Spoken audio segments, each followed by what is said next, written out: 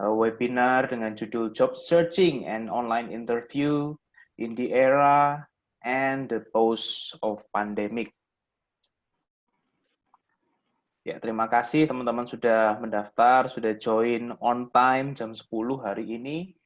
Juga sudah ada bersama-sama dengan kita Bu Yuwana Wijaya dari PT Bank BCA yang akan sharing hari ini gimana apa yang mesti kita siapin gitu ya sebagai job seeker untuk kita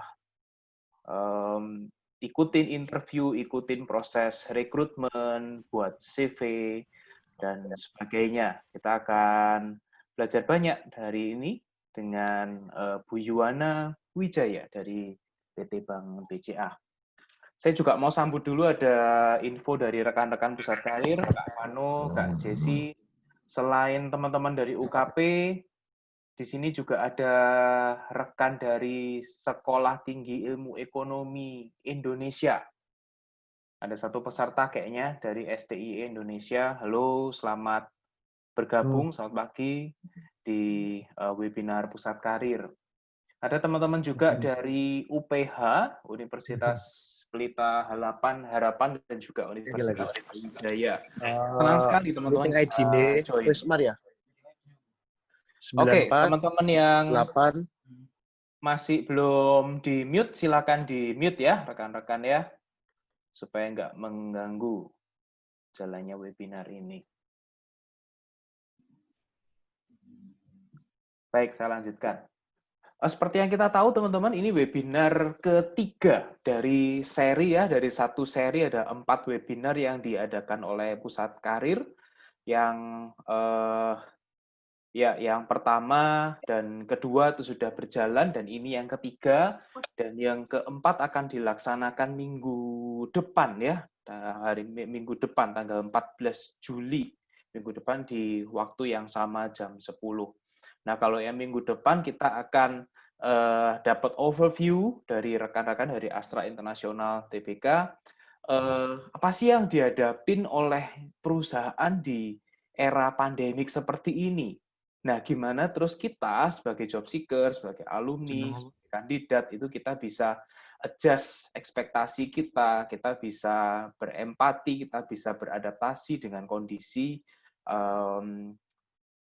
dunia rekrutmen yang sedang berlangsung saat ini. Kita tahu sebenarnya memang ada slowing down, gitu ya.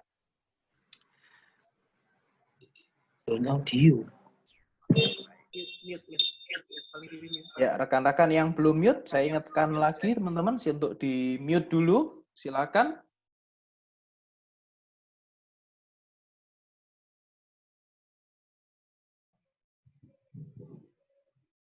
Baik, kita akan mulai dengan berdoa. Mari teman-teman dimanapun Anda berada, kita akan mulai dengan doa supaya acara hari ini kita berjalan dengan lancar dan waktu kita nggak terbuang sia-sia, kita bawa pulang, kita pulang dengan ada sesuatu yang bermanfaat pastinya ya untuk kita semua. Yuk kita berdoa. Tuhan, kami bersyukur atas waktu pagi hari ini, di mana kami bisa bertemu walaupun secara virtual. Kami mempersiapkan pikiran kami untuk bisa menerima informasi hari ini dari Bu Yuwana Wijaya, supaya kami bisa lebih siap untuk mencari pekerjaan, untuk melewati proses rekrutmen, proses seleksi yang akan kami lewati. Kami bisa lebih bijak, lebih berhikmat untuk menyikapi kondisi yang gak mudah ini bagi kami, apalagi yang baru lulus dan harus menerima kenyataan bahwa kondisi lapangan pekerja sedang tidak seperti biasanya. Tolong kami Tuhan, siapkan pikiran kami, berikan kami fokus, berikan kami konsentrasi, juga untuk Bu Yuwana, dan kami juga berdoa untuk koneksi internet kami, gadget yang kami pakai, alat-alat yang kami pakai, supaya semuanya bisa bekerja dengan baik selama acara ini berlangsung. Dan juga kami berdoa untuk rekan-rekan tim Pusat Karir yang bekerja di belakang layar, biarlah Tuhan juga memberikan mereka fokus, memberikan mereka ketangkasan untuk bisa mengatur jalannya webinar ini. Terima kasih Tuhan Yesus, kami berdoa. Amin. Baik, rekan-rekan, saya akan memperkenalkan diri dulu. Saya Sastra Budiharja. Saat ini saya tidak sedang aktif di pusat karir bersama dengan rekan-rekan yang lain. Tapi tahun 2010 sampai 2017 pertengahan, saya merupakan salah seorang staf pusat karir. Itu ya, ada 7 tahun, hampir 7 tahun saya di sana, dan saat ini saya sedang lanjut studi gitu. Itu aja perkenalan untuk saya sebagai moderator hari ini, dan juga kita juga ada Bu Yuwana Wijaya dari PT Bank BCA yang 5 tahun belakangan beliau berkarir bersama Bank BCA khususnya sebagai tim rekrutmen Bank BCA. Nah, kita akan dengarkan lebih banyak bagaimana BCA juga atau perusahaan-perusahaan secara umum bisa beradaptasi dengan era pandemi ini, apa yang berubah, apa yang dicari dari kita sebagai kandidat, sebagai job seeker, gitu ya, sehingga kita juga bisa menyikapi segala sesuatu ini dengan bijak. Baik, saya ingatkan lagi kalau teman-teman terlintas pertanyaan dari apa yang dibawakan oleh Bu Yuwana, teman-teman bisa silakan tanyakan lewat chat room. Jadi kami tidak akan membuka sesi tanya jawab secara langsung di mana teman-teman bisa hadir di layar. Maaf untuk hal itu, kami karena pesertanya cukup banyak, kami nggak bisa memfasilitasi hal itu. Silakan tanyakan di chat room. Nanti tim kami akan melihat pertanyaan-pertanyaan apa yang muncul, tema apa yang muncul. Jika itu pertanyaan yang unik, kami akan langsung angkat dan ajukan ke Bu Yuwana.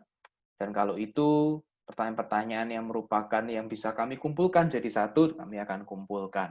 Begitu. Oke, baik. Itu saja perkenalan dari saya, perkenalan mengenai Bu Yuwana yang nanti juga akan perkenalkan diri lebih lanjut. Dan juga some rules yang akan kita lakukan untuk di webinar ini. Ya, saya rasa itu saja perkenalan pembukaan dari saya. Saya mau persilakan Bu Yuwana untuk bisa mulai memperkenalkan diri dan juga menyampaikan materi hari ini. Mari, silakan Bu Yuwana.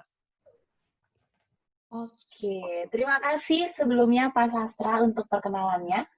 Ya, Terima Bu. kasih juga saya ucapkan untuk tim Petra Career Center untuk terkait dengan waktunya ya. Baik banget BCA udah dikasih kesempatan untuk sharing di pagi hari yang indah ini. Kalau di Jakarta sih lagi cerah ya, semoga di Surabaya juga cerah ya, teman-teman semuanya ya. Oke, nah saya mau share screen dulu sebentar.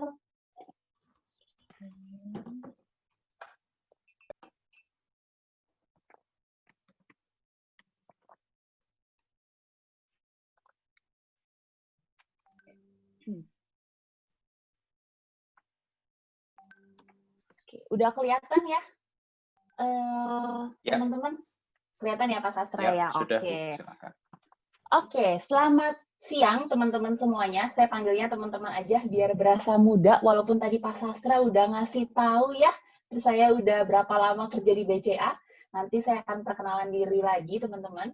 Jadi perkenalkan, saya Yuwana, saya dari tim rekrutmennya BCA.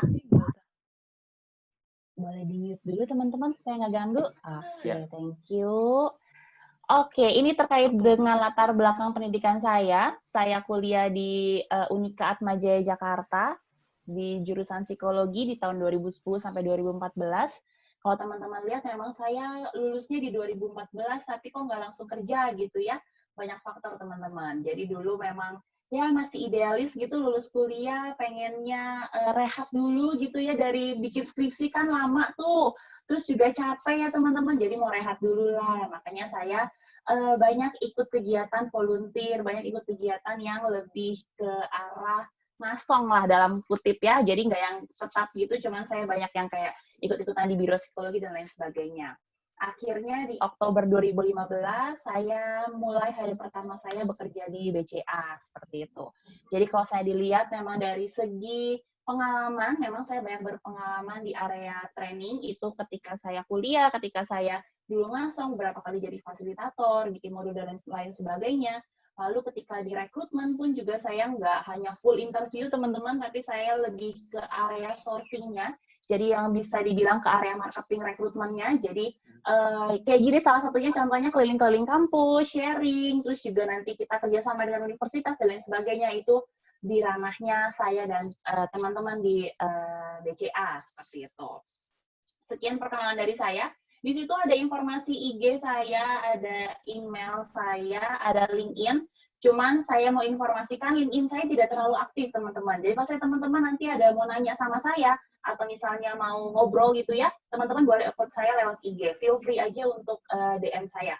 Karena beberapa kali juga banyak kok teman-teman mahasiswa yang nge-DM saya nanya-nanya terkait dengan, Kak, saya mau apply di perusahaan X gitu yang nggak di BCA, di perusahaan X, sekarang latar belakang saya seperti ini segala macam, kasih tips dong buat interview dan sebagainya, feel free aja teman-teman untuk kontak saya. Kalau saya bisa jawab, pasti akan saya jawab pertanyaan teman-teman, seperti itu. Nah, itu sekilas tentang saya. Kalau saya teman-teman lihat di 2015, saya masuk ke BCA itu sebagai staff langsung, jadi saya nggak lewat jalur training. Jadi kalau seandainya di BCA itu banyak jalur masuknya, kalau saya kebetulan masuknya langsung sebagai karyawan, jadi nggak pakai training-trainingan teman-teman. Kurang lebihnya seperti itu. Nah, karena saya kerja di BCA, jadi saya mau ngajak teman-teman dulu buat kenalan dulu ya sama BCA, cuma mungkin kenalannya nggak yang lebay-lebay banget, karena saya yakin pasti teman-teman sudah tahu lah BCA itu perusahaan apa, bergerak di bidang apa, dan lain sebagainya. Saya cuma mau ngasih sedikit update aja ke teman-teman soal BCA sekarang ini. Oke, teman-teman tahu informasi ini? Jadi ini di awal tahun, sebenarnya mulai dari tahun kemarin BCA sudah mulai mengakuisisi Bank Royal. Kita sulap Bank Royal menjadi bank digital di tahun ini. Lalu ada informasi juga kalau seandainya BCA masuk ke top 10 banks in Indonesia. Puji Tuhannya nomor 1, teman-teman. Terus juga ini baru-baru lagi BCA jadi pemegang saham pengendali untuk Rabobank, karena memang ternyata Rabobank itu sudah diambang antara mau dan tidak, akhirnya kita ambil alihkan Rabobank, itu terkait dengan bisnisnya kurang lebihnya. Lalu kalau seandainya teman-teman perhatikan, memang kok banyak kan karena digital dan lain sebagainya, ini karena kita lihat tren sekarang ini teman-teman. Tren sekarang ini memang sudah lebih ke arah digital, makanya Bank Royal pun kita sulap jadi bank digital, seperti itu. Kalau saya teman-teman cari Bank Royal sekarang ada di mana segala macam, itu pasti udah nggak ada. Kenapa? Karena kita semuanya sudah ke arah online, ke arah digital, jadi memang sudah tidak ada lagi nih bank fisiknya, seperti itu teman-teman.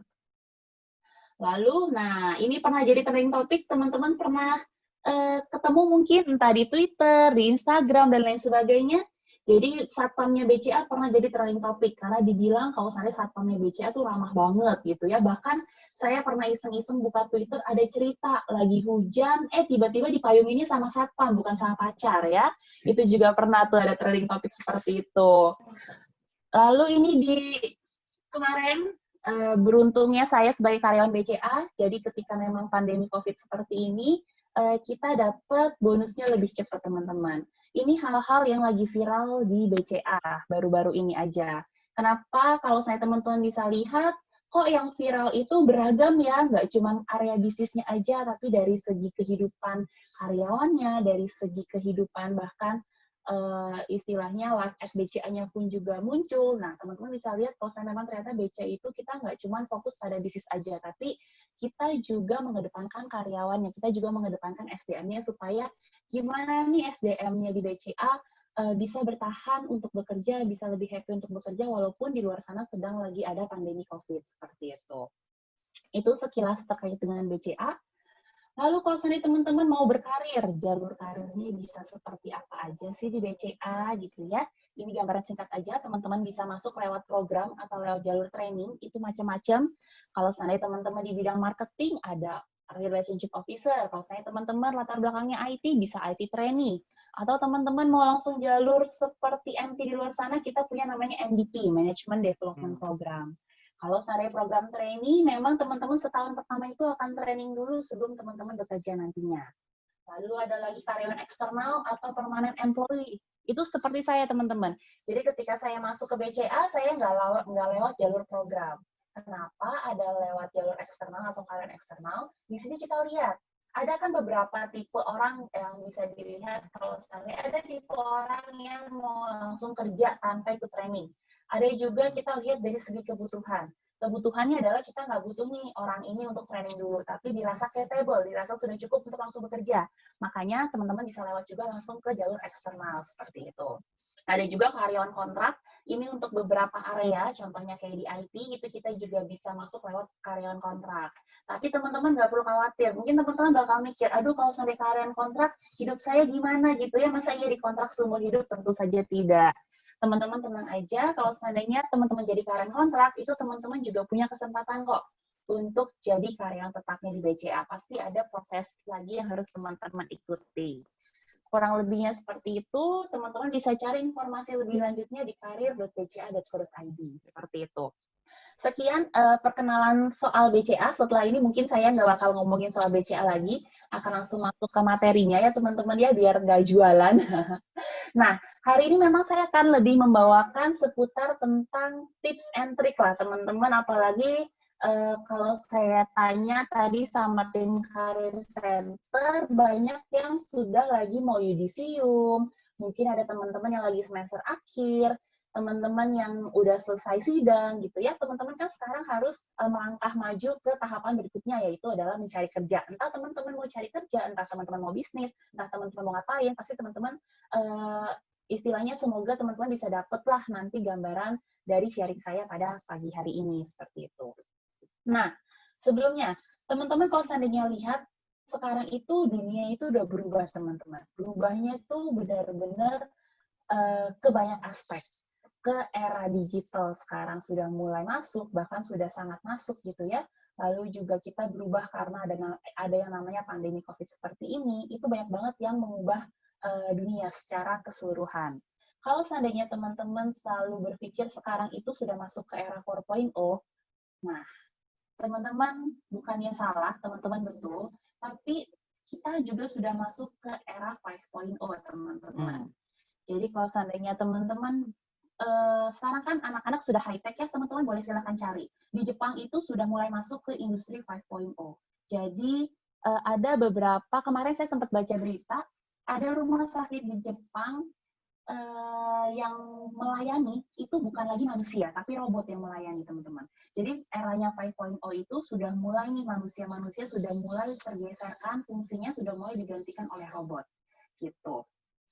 Teman-teman nanti bisa cari tahu lebih lanjut kalau teman-teman pengen tahu seputar industri 5.0 seperti apa, karena di Jepang mulai 2019 akhir itu udah mulai tuh dijalankan 5.0-nya, seperti itu.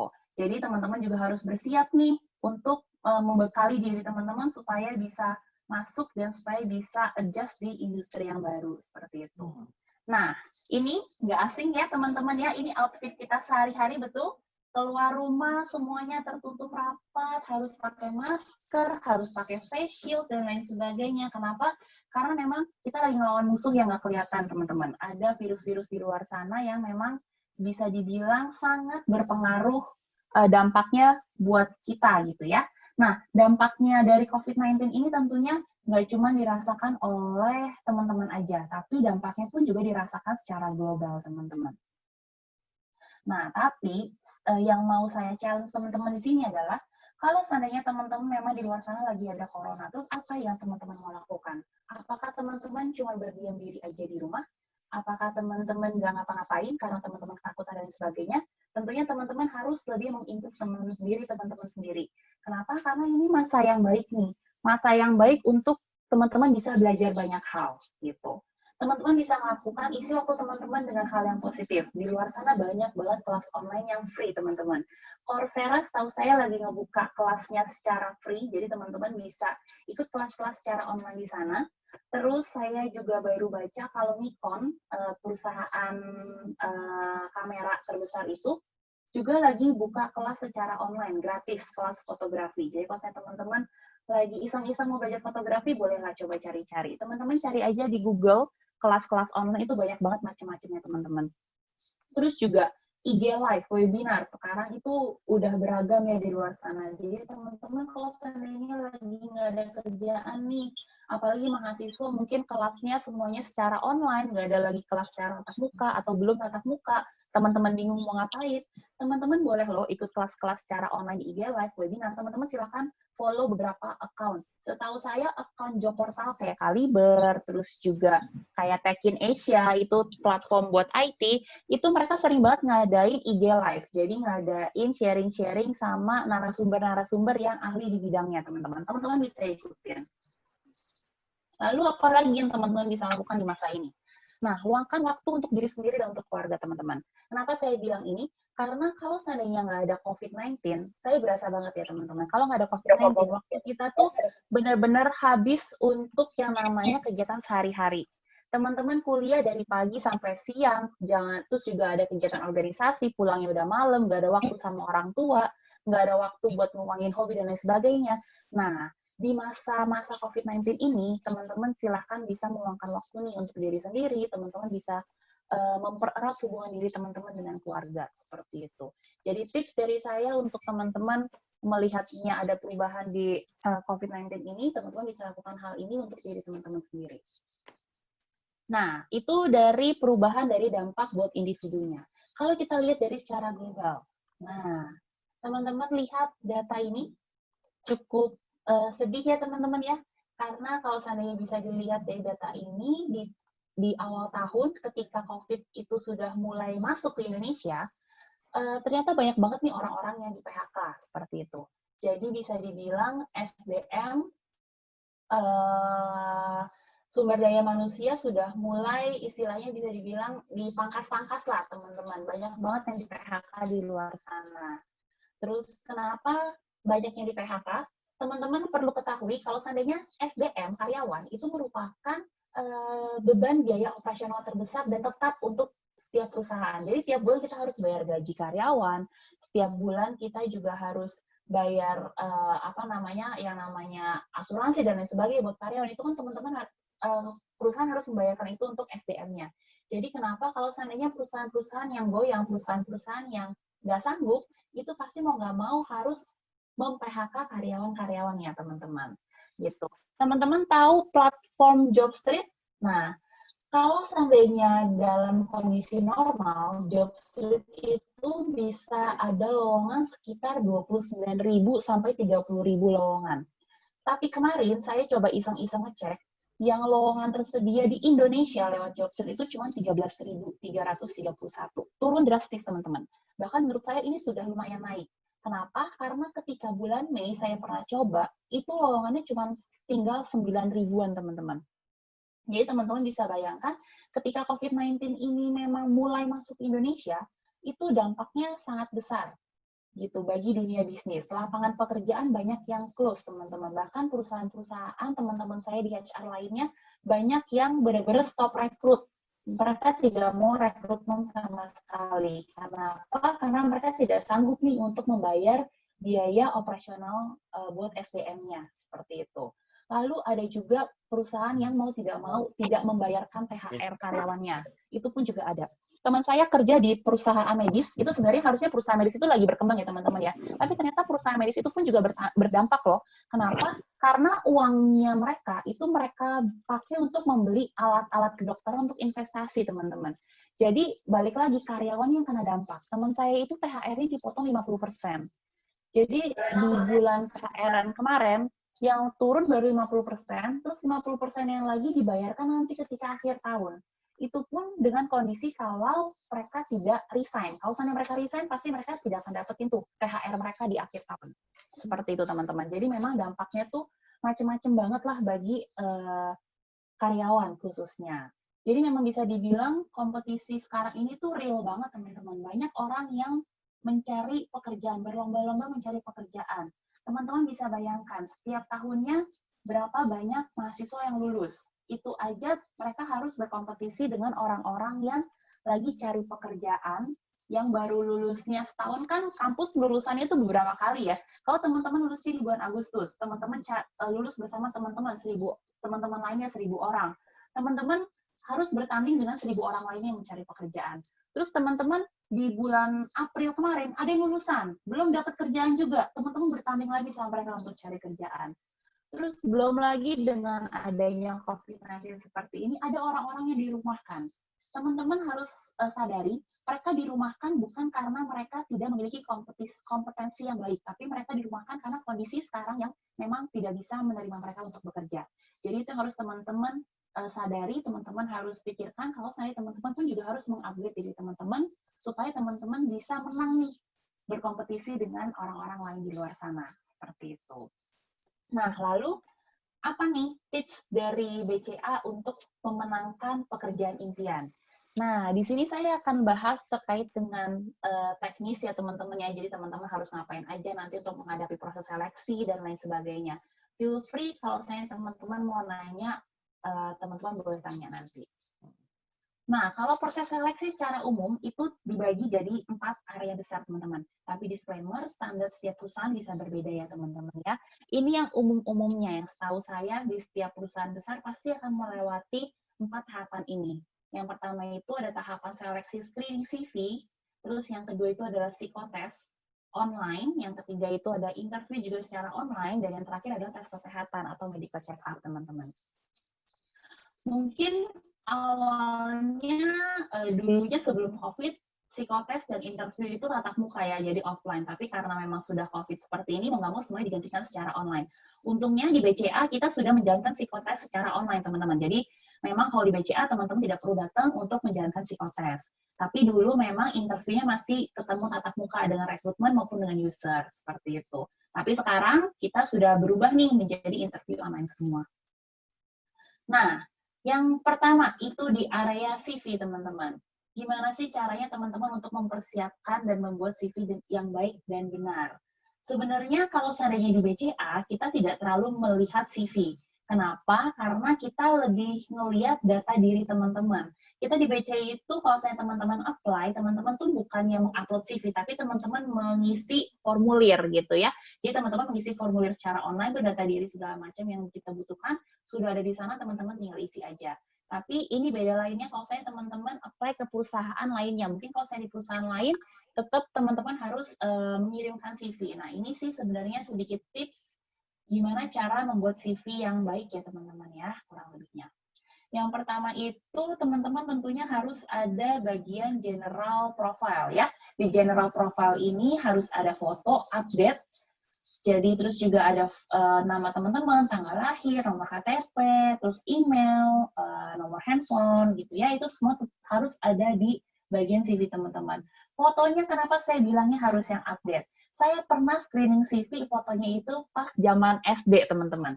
Jadi teman-teman bayangkan betapa saya kaget ngelihat lamaran itu, kok yang apply anak kecil. Ternyata saya lihat kok pakai dasi merah ya anak ini ya. Oh ternyata dia ngasih fotonya ketika masih SD, teman-teman. Kenapa sih sebenarnya kita butuh foto? Kenapa kita rekrutmen tuh harus melihat wajah teman-teman dulu gitu ya? Soalnya teman-teman bisa bayangkan, kita itu tim rekrutmen interview banyak orang, teman-teman. Jadi kalau seandainya teman-teman nggak ngasih foto kalian, kita nanti bakal bingung nih, ini kandidat yang pertama bukan yang kita interview, ini kandidat yang keberapa ya, dan lain sebagainya. Jadi makanya kita harus tahu dulu nih wajah teman-teman seperti apa, biar kita dapat gambaran, oh kandidat pertama saya yang datang ternyata laki-laki, berkacamata, pakai behel gitu ya, jadi saya tahu, oh ini kandidat pertama, ini kandidat kedua, dan lain sebagainya. Biar kita juga kenal sama teman-teman sebelum kita ketemu teman-teman secara langsung, seperti itu. Terus di sini yang perlu diperhatikan adalah nomor telepon. Nomor telepon jangan diganti-ganti ya teman-teman ya. Kadang kalau seandainya anak muda zaman sekarang nomornya itu macam-macam gitu. Ada yang karena beli yang ada, saya tahu ada beberapa teman-teman yang beli nomor itu suka ganti-ganti karena ikutan paketan internet yang lagi murah apa ganti gitu ya. Ternyata pas lagi apply pakai nomor yang pertama, terus ternyata paketannya habis ganti nomor kedua, kita nelfon teman-teman, nggak diangkat, jadi kita menganggap teman-teman mundur dari proses. Kan itu sayang ya teman-teman untuk hal seperti itu. Jadi kalau seandainya bisa teman-teman punya satu nomor yang memang khusus teman-teman pakai, teman-teman aktif terus gitu ya, supaya kita bisa menghubungi teman-teman seperti itu.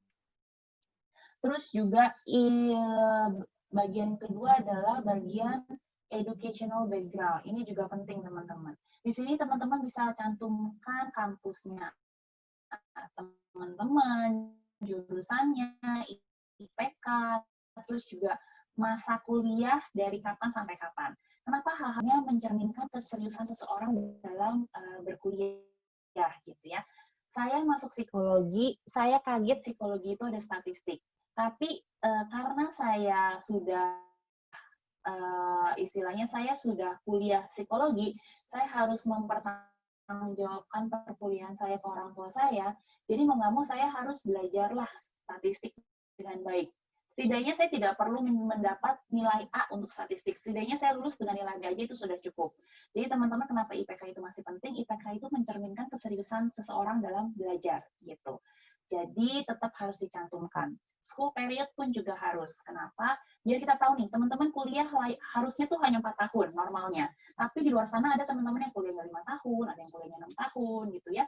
Kita perlu tahu, teman-teman menghabiskan waktu 4 tahun, 5 tahun, 6 tahun kuliah itu ngapain? Bisa jadi teman-teman 6 tahun kuliah karena setahun pertama teman-teman ikut pertukaran pelajar ke luar negeri. Jadi teman-teman nggak bisa ikut 2 semester di perkuliahan teman-teman. Itu juga nggak apa-apa teman-teman. Makanya kenapa informasi-informasi seperti itu harus dimasukkan dalam CV-nya teman-teman, biar clear nanti nih sama rekrutmennya, seperti itu. Terus ada lagi juga experience, working atau internship. Nah, kalau seandainya teman-teman nggak ada pengalaman internship atau bekerja, teman-teman boleh kok cantumkan pengalaman organisasi teman-teman. Tapi saya sarankan, teman-teman silahkan ikuti magang, ikuti kegiatan organisasi. Ini dua hal ini menurut saya itu hal yang sangat penting ya teman-teman ya. Dalam artian ketika teman-teman cuma kuliah aja, tentunya teman-teman tidak akan terasah secara soft skill. Beda nih kalau saya teman-teman ikut organisasi ataupun teman-teman ikut magang. Kalau teman-teman organisasi, kalau teman-teman magang, itu soft skill kalian pasti akan terasah. Gimana caranya kalian menghadapi masalah yang muncul, gimana kalian menghadapi misalnya selek-selekan sama teman gitu ya, beda pendapat sama ketua, beda pendapat sama rekan kerja, itu pasti akan muncul di sana. Jadi teman-teman benar-benar soft skill-nya akan diasah banget seperti itu. Nah, lalu di sini saya masukkan juga, kalau saya teman-teman punya relevan penghargaan, achievement, atau relevan skill, itu juga teman-teman boleh silahkan masukin. Kenapa saya bilangnya relevan? Karena nggak menutup kemungkinan di luar sana kalian ikut kegiatan yang macam-macam. Nggak masalah, itu hal yang wajar. Tapi apakah itu perlu dicantumkan di CV? Kayaknya nggak pas deh teman-teman. Jadi teman-teman bisa cantumkan. Misalnya teman-teman anak IT, teman-teman ikut kelas online Java, teman-teman ikut kelas online HTML dan lain sebagainya, itu teman-teman boleh cantumkan di sana. Kenapa? Karena pengalaman teman-teman itu menunjang skill teman-teman, menunjang posisi teman-teman untuk teman-teman apply seperti itu. Jadi itu memang sejalan nih dengan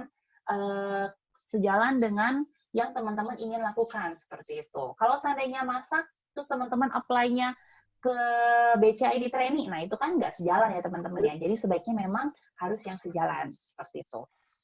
Yang berikutnya sebelum teman-teman submit, teman-teman silahkan recheck lagi kualifikasinya. Sudah sesuai atau belum? Gitu. Ini teman-teman harus lakukan. Saya sering banget menemukan ketika saya sortir untuk posisi IT, banyak anak akuntansi yang apply. Nah, mohon maaf itu sudah pasti akan saya reject. Kenapa? Karena teman-teman sudah tidak teliti, di awal, terus teman-teman juga tidak membaca kualifikasinya dengan benar-benar. Sudah jelas-jelas ditulis nih kualifikasinya untuk jurusan IT. Anak akuntansi apply, udah pasti itu nggak nyambung teman-teman. Jadi sebelum teman-teman apply, teman-teman silahkan baca lagi posisinya, baca lagi kualifikasinya, teman-teman cari tahu informasinya dulu, baru teman-teman apply. Seperti itu. Ini untuk bagian CV. Lalu bagian yang kedua, nah psikotes teman-teman. Ini bagian yang ngeri-ngeri nih buat anak-anak nih sekarang nih. Sebenarnya teman-teman nggak perlu terlalu khawatir dengan psikotes ini. Kenapa? Karena psikotes ini dilakukan untuk melihat potret diri teman-teman. Kita dari rekrutmen melakukan psikotes untuk kita tahu nih gambaran diri seseorang itu seperti apa. Kita lihat kira-kira kompetensinya masuk nggak ya dengan yang diinginkan oleh perusahaan. Makanya harus ada psikotes, teman-teman. Nah, tipsnya adalah ketika teman-teman menjalankan tes online, teman-teman silahkan baca dulu instruksinya dengan jelas. Ini kan teman-teman tesnya secara online. Jadi kalau saya teman-teman tes online, itu sudah diinformasikan petunjuk pengerjaannya seperti apa, terus juga tesnya pakai platform apa, teman-teman bisa cari tahu dulu. Contohnya di BCA. kita pakai platform SHL untuk tesnya. Nah, biasanya informasi ini sudah kita berikan H-1 sebelum teman-teman mengerjakan tes online. Kalau seandainya teman-teman mau lancar pengerjaannya, teman-teman bisa loh googling dulu SHL tuh apa sih, contoh tesnya tuh apa sih, terus juga gambaran tesnya seperti apa sih, teman-teman bisa cari tahu dulu. Ketika nanti teman-teman sudah mulai mengerjakan tesnya, teman-teman nggak kaget dalam pengerjaannya. Lalu kalau seandainya tes online, biasanya itu juga akan ada latihan soalnya dulu. Jadi teman-teman silakan ikuti latihan soalnya, teman-teman lihat latihan soalnya seperti apa, nanti dari sana teman-teman akan terbiasa mengerjakan tes online yang diberikan, seperti itu. Lalu juga teman-teman pastikan kalau seandainya dalam kondisi yang sedang fit, dalam kondisi yang sehat. Kalau seandainya teman-teman lagi nggak dalam kondisi yang fit, teman-teman boleh loh reschedule, bahkan teman-teman punya hak untuk reschedule.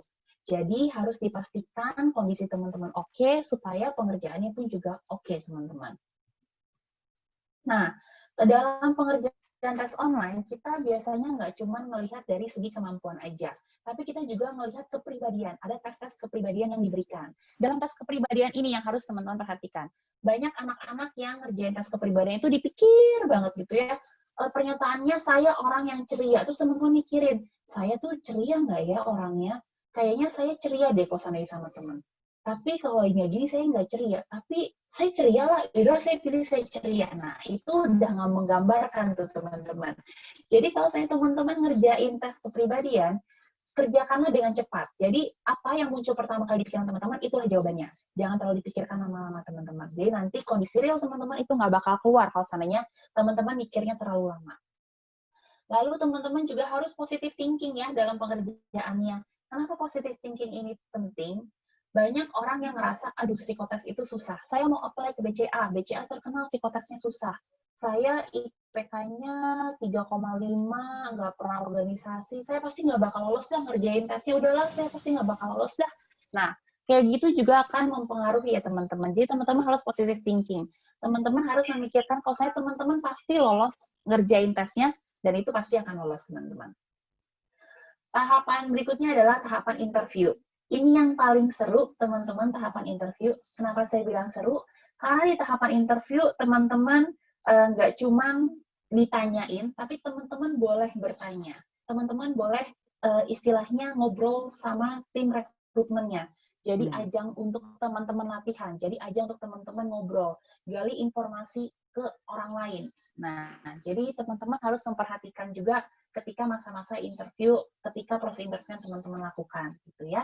Ini saya bagi jadi tipsnya itu jadi dua area. Yang pertama itu dari tips yang pertama itu saya akan ngomong soal persiapan interviewnya.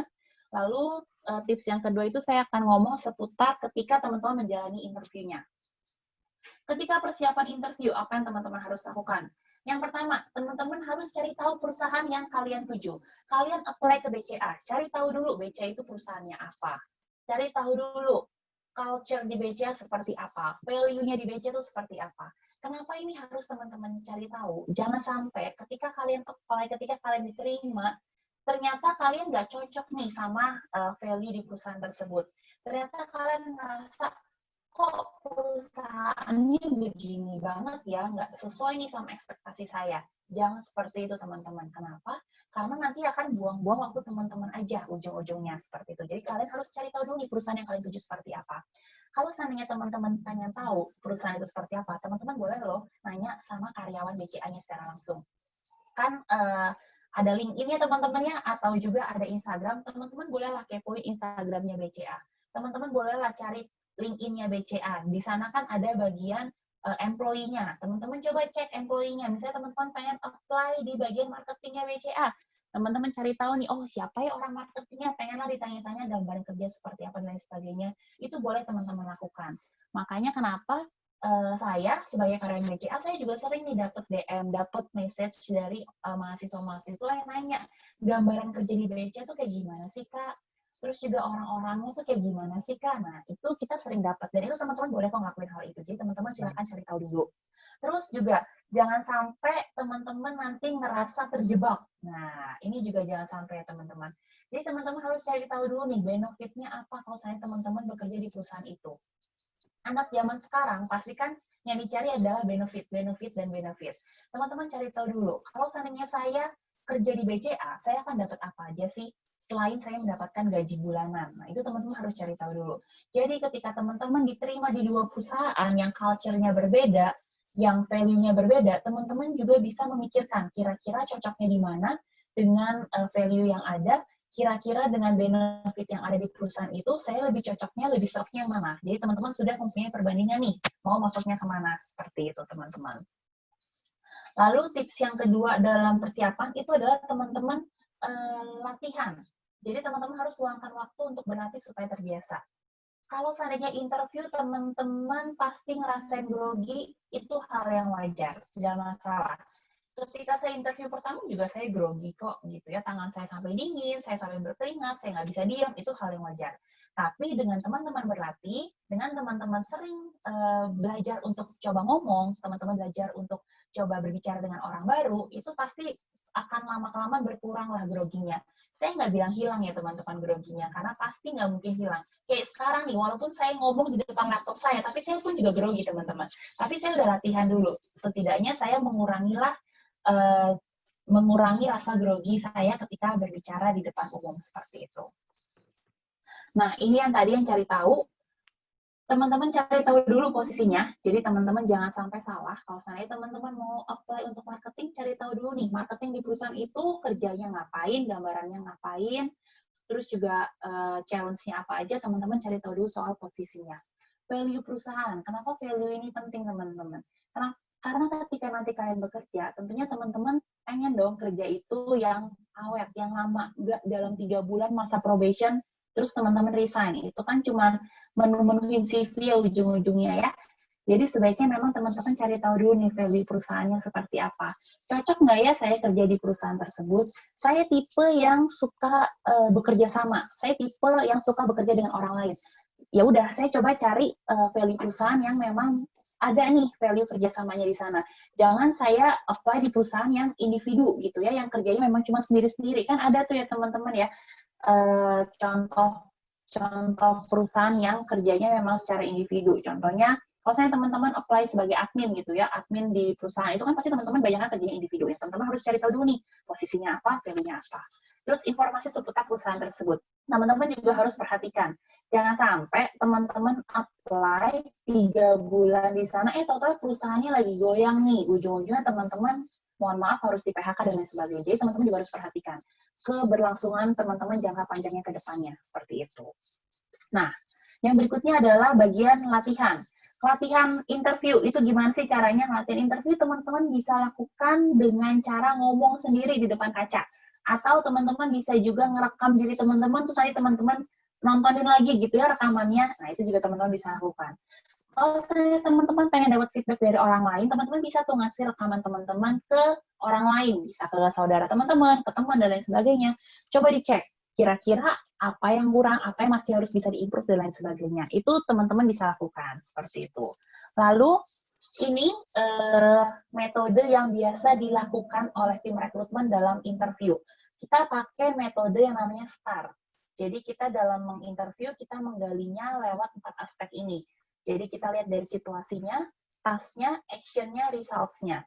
Biasa kalau seandainya kalian yang belajar mata kuliah MedPen, metodologi penelitian, pasti akan belajar nih, STAR ini metodenya. Dan ini juga yang dilakukan oleh perusahaan dalam menggali interview. Tapi balik lagi, ini disclaimer-nya bisa jadi berbeda ya teman-teman. Ada perusahaan yang nggak interview, tapi dinamika kelompok. Ada juga yang seperti itu. Tapi mayoritas kita interview dan menggunakannya pakai ini metodenya. Nah, gimana sih caranya teman-teman menjawab dengan baik dan benar gitu? Caranya adalah, kalau seandainya teman-teman ditanya oleh tim rekrutmen, teman-teman jawabnya secara rinci, jangan cuma pirit-pirit aja gitu. Kalau seandainya kita tanya, boleh dong ceritain kegiatan organisasi kalian dulu seperti apa? Ya teman-teman ceritakan dulu organisasinya apa. Misalnya teman-teman, iya saya ikut organisasi itu ketika acara ulang tahun kampus. Di sana saya di bagian dana. Di bagian dana saya dapat tugas nih. Tugasnya adalah saya harus mengumpulkan dana sebanyak 20 juta targetnya. Lalu saya di bagian dana itu berlima, tugasnya saya yang berjualan, 2 orang teman saya lainnya itu cari sponsor, terus 2 orang teman saya lainnya ngamen gitu misalnya. Ya teman-teman ceritakan secara rinci seperti itu. Biasanya kita akan tanya lebih gali terkait dengan apa yang teman-teman lakukan. Misal tadi teman-teman cerita, iya saya dapat tugas untuk jualan, mengumpulkan dana 20 juta. Saya target jualan per hari itu harus mencapai 100.000. Nah, yaudah teman-teman ceritain step-step apa aja yang teman-teman lakukan. Oh ya, saya jualan makanan. Saya jualan makanan, saya ngambil makanannya di pasar, pagi-pagi saya ke pasar, saya beli makanan, saya beli risol, saya beli pastel, terus saya jualkan dengan harga sekian, sekian, dan sekian. Hasilnya apa? Hasilnya saya dari 10 makanan saya berhasil jualnya 5 lagi saya nggak berhasil. Ya udah, apa yang kamu lakukan dengan 5 makanan yang tidak terjual? Itu biasa cara menggali tim rekrutmen seperti itu, teman-teman. Dan cara teman-teman menjawab pun juga harus yang lengkap, harus yang rinci seperti itu. Jangan cuma ketika ditanya, dulu ikut organisasi atau enggak? Iya, ikut. Selesai. Terus tunggu lagi rekrutmennya nanya, organisasinya apa? Dulu ikut organisasi ulang tahun kampus. Selesai. Nah, itu kan pendek-pendek banget ya teman-teman ya. Jangan seperti itu. Jadi memang teman-teman harus banyak bercerita.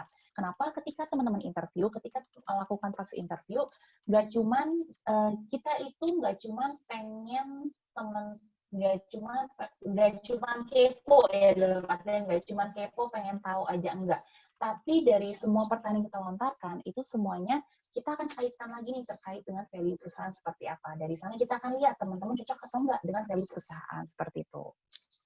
Itu tips untuk interviewnya. Nah, tadi kan saya bilang kalau interview itu dibagi jadi 2 ya teman-teman. Yang pertama itu ada interview dengan HR dari tim rekrutmen, yang kedua ada interview dengan user. Bedanya apa? Kalau teman-teman interview dengan tim rekrutmen, itu kita lebih ngegalinya ke area value. Jadi kita akan melihat kecocokan teman-teman dengan value perusahaan. Kalau dirasa sudah sesuai dengan value-nya, teman-teman akan masuk ke tahapan berikutnya adalah interview dengan user. Kalau interview dengan user itu lebih ngelihat ke arah kerjaannya cocok nggak ya dengan kalian, lebih ke arah teknikalnya seperti apa, di lapangannya seperti apa. Jadi nanti user itu akan melihat kira-kira kalian itu bisa nggak ya masuk dengan sekelompok orang yang sudah ada di dalam biro tersebut. Nah, itu lebih menggalinya di sana teman-teman. Jadi itu perbedaannya. Lalu, ketika interview, nah teman-teman kan interviewnya semuanya secara online sekarang, jadi ketika teman-teman interview adalah teman-teman harus mempersiapkan diri teman-teman gitu ya, pilih kostum terbaik teman-teman gitu, berikan senyuman terbaik kalian, dandan ya, buat yang cewek-cewek bolehlah dandan, boleh pakai bedak, boleh pakai blush on, dan lain sebagainya. Yang cowok nggak perlu dandan, tapi rambut bolehlah di gel biar nggak berantakan gitu ya. Lalu juga teman-teman perhatikan cari spot yang memang sinyalnya baik. Teman-teman tahu kalau seandainya di dalam kamar teman-teman sinyalnya itu jelek, jadi teman-teman ya udah teman-teman pindahlah keluar ke ruang tengah misalnya yang sinyalnya lebih kencang. Biar apa? Biar nanti lancar nih ketika menjalankan proses interviewnya seperti itu. Nah, terus juga teman-teman memang kalau seandainya interview online kan kita cuma ngelihatnya dari bagian perut ke atas ya, kayak saya ini kan cuma kelihatan bagian atas doang nih, teman-teman nggak tahu nih saya di bawah pakai celana pendek kah, celana panjang nggak, teman-teman kan nggak bisa ngelihat. Tapi sebaiknya teman-teman berpakaiannya rapi dari atas sampai ke bawah. Kenapa? Karena kita nggak tahu situasi apa yang bakal muncul gitu. Contohnya nih teman-teman, saya pernah interview satu kandidat, ini lucu banget menurut saya, kenapa? Saya memang kalau seandainya biasa saya interview, saya itu akan masuk ke ruang interview itu 10 menit sebelumnya, biar saya standby dulu lah di ruangannya. Nah, ketika saya masuk ke ruangan online itu, ternyata kandidat saya udah ada, teman-teman.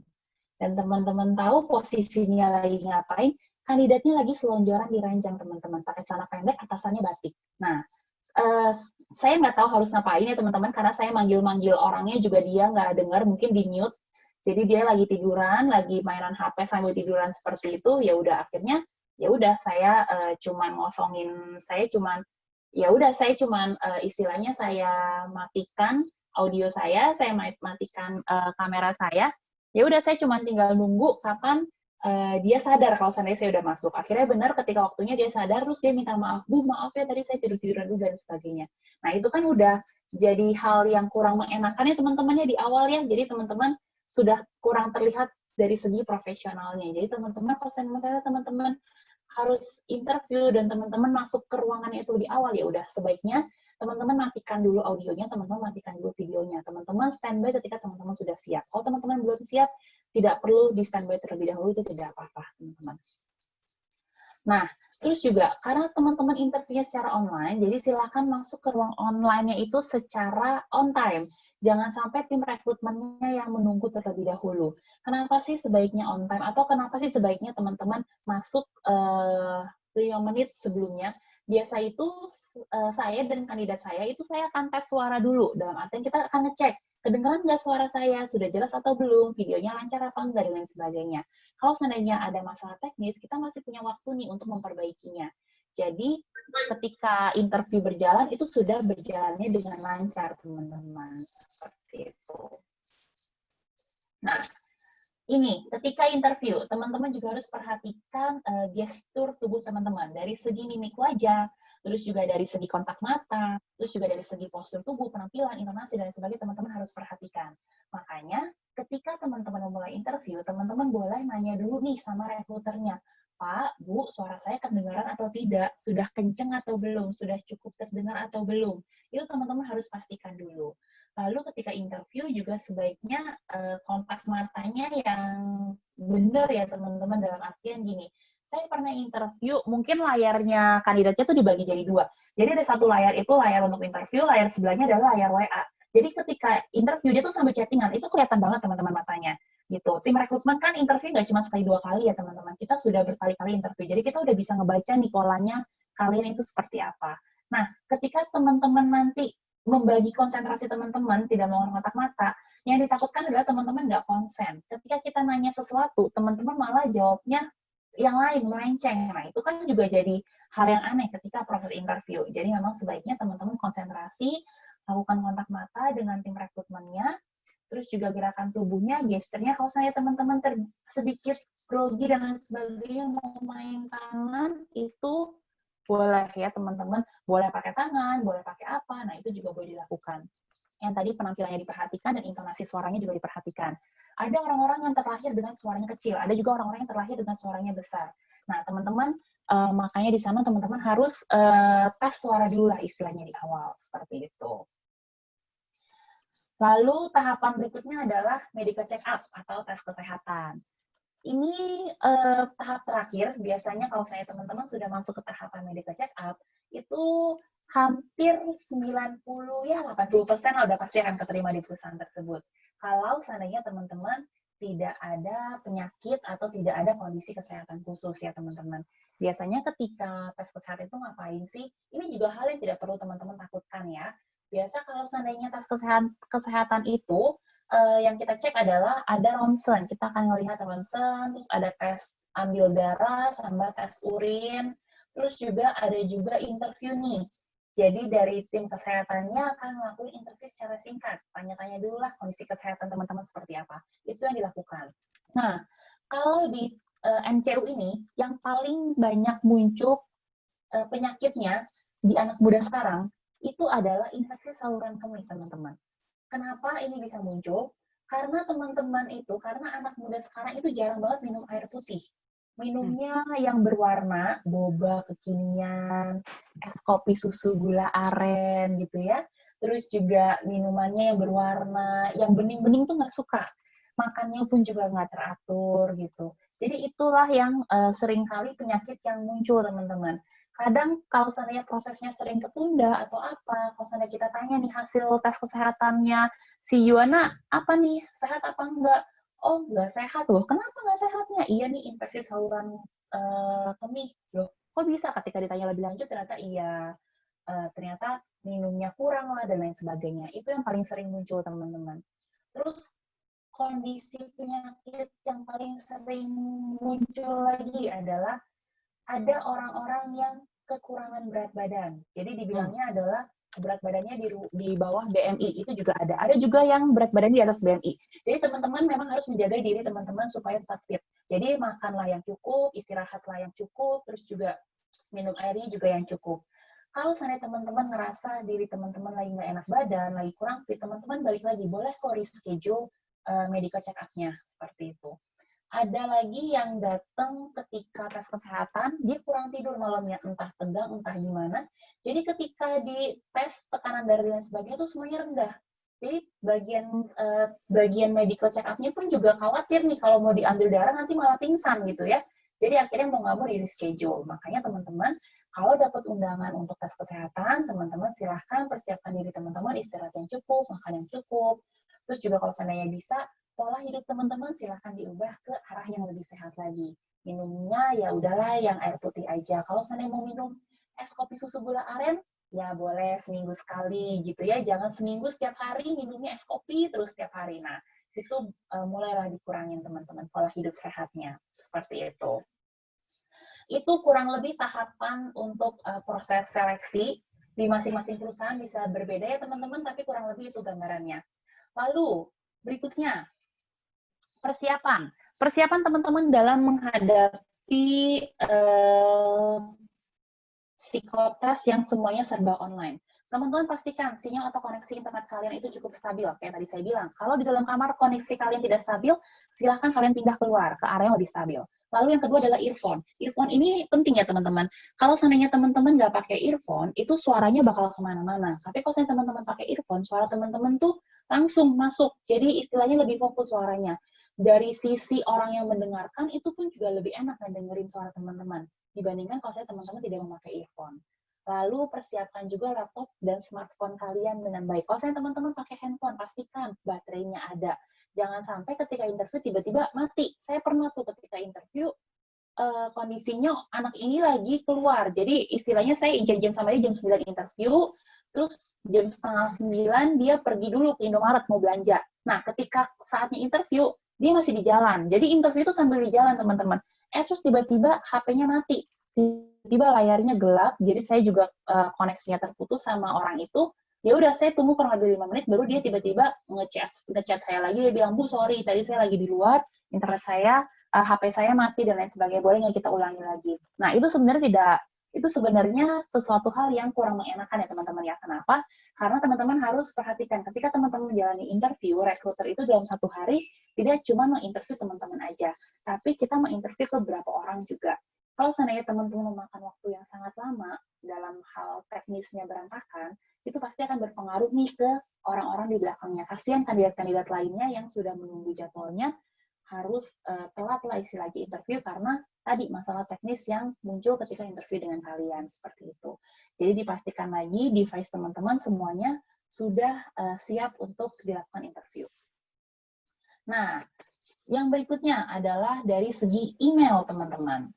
Sekarang komunikasi kita sudah kebanyakan lewat email. Jadi teman-teman diharapkan untuk selalu cek email secara rutin dan berkala. Jadwal tes, jadwal interview, jadwal tes kesehatan, semuanya pasti lebih sering kita berikannya secara email. Jadi teman-teman harus sering-sering buka inbox kalian. Tapi nggak cuma cek inbox doang, teman-teman. Kalian juga harus melihat junk dan spam. Kenapa? Karena kadang email dari BCA itu masuknya malah ke spam atau ke junk. Jadi teman-teman juga harus rutin ngecekin. Ngeceknya pun juga yang detail, teman-teman. Contohnya kayak di BCA. Ketika kita ngundang teman-teman untuk interview, itu kita nggak cuma ngasih informasi tanggal dan jamnya aja. Tapi kita ada informasi kalau saya teman-teman harus mengisi formulir permohonan kerja dulu di sana. Kalau saya teman-teman nggak baca dan teliti, itu nanti kita dari tim rekrutmennya bakal nunggu-nunggu. Kok kandidat ini belum ngasih FPK-nya ya? Kok formulirnya belum dikirim ya? Ketika interview jalan, ketika kita tanya nih mintain FPK-nya, totalnya dia bingung loh. FPK apa ya Bu? Kok kayaknya saya nggak dapet. Ternyata dia nggak baca emailnya secara detail. Seperti itu.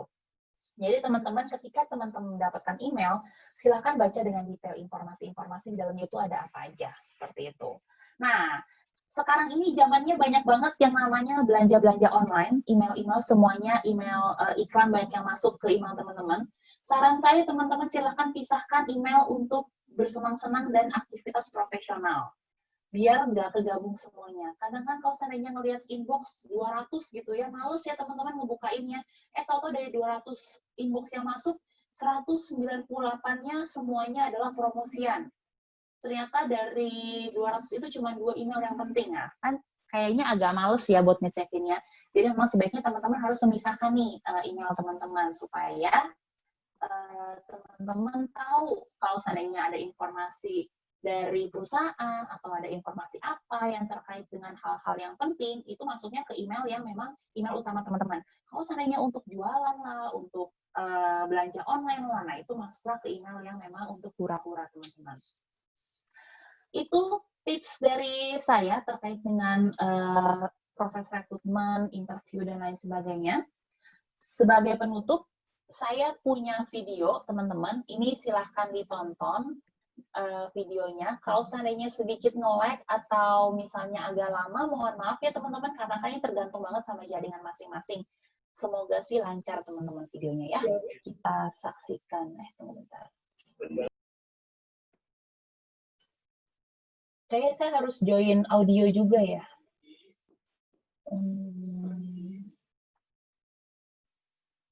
Okay. Wah, akhirnya makanan favorit gue datang juga nih. Langsung makan. Ria, jangan makan dulu. Kamu harus bantuin aku nih. Sebentar lagi kan kita mau lulus. Tapi aku tuh nggak tahu cara bikin CV itu ngelamar kerja, cara interview gimana. Tolong bantuin kamu aku. Tahan dulu, kamu sabar dulu.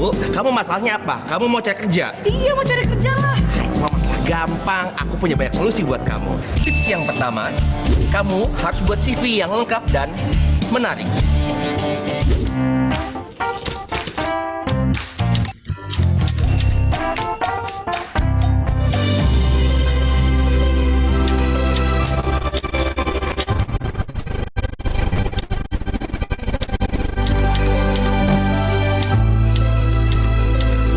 Dan yang penting, isi CV kamu jangan kepanjangan dan jangan lebay. Jadi, ya terus apa lagi? Tips kedua, gali sebanyak mungkin informasi tentang pekerjaan dan perusahaan yang kamu tuju.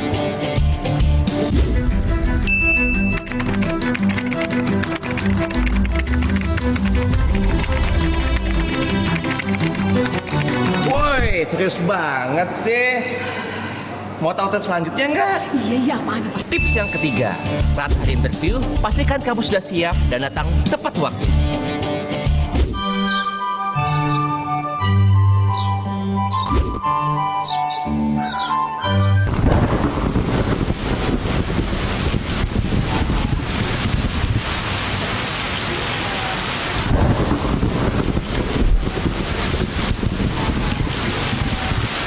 Tips keempat, banyak-banyakin deh latihan interview biar lancar. Kelebihan saya adalah saya orang yang positive thinking. Kemudian saya adalah orang yang bekerja keras. Saya mau loh datang yang paling pagi dan pulang paling sore. Kemudian saya juga orang yang pandai memanage waktu saya. Saya juga orang yang paling on time biasanya. Tips yang kelima, tetap fokus dan jangan grogi saat interview.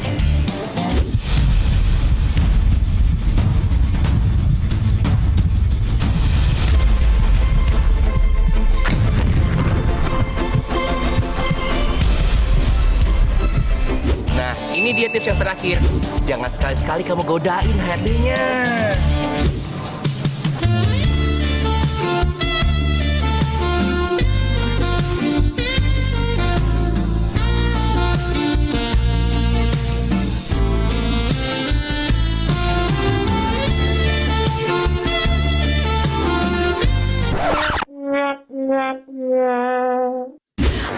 Gitu ya Rio, thank you buat sarannya. Akhirnya aku tahu kiat-kiatnya. Emang nggak salah deh aku nanya kamu, thank you. Kamu baik banget. Iya, udah aku pergi dulu ya. Siap. Doain aku ya. Oke.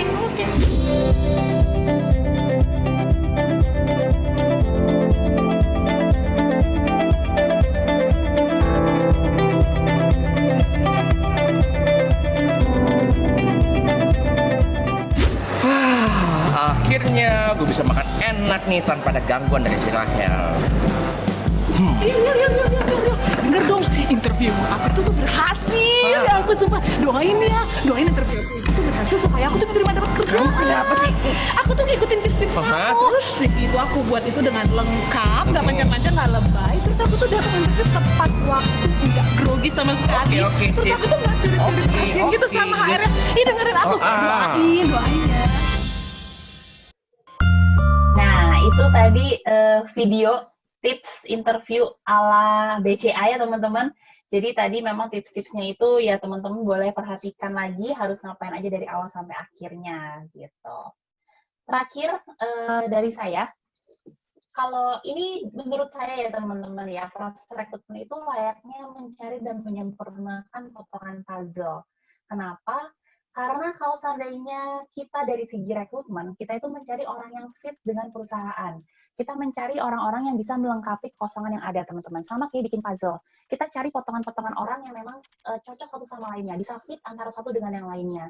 Jadi, ketika teman-teman gagal dalam menjalankan proses rekrutmen, teman-teman tidak boleh berkecil hati. Bolehlah berkecil hati, tapi jangan terlalu lama ya teman-teman ya.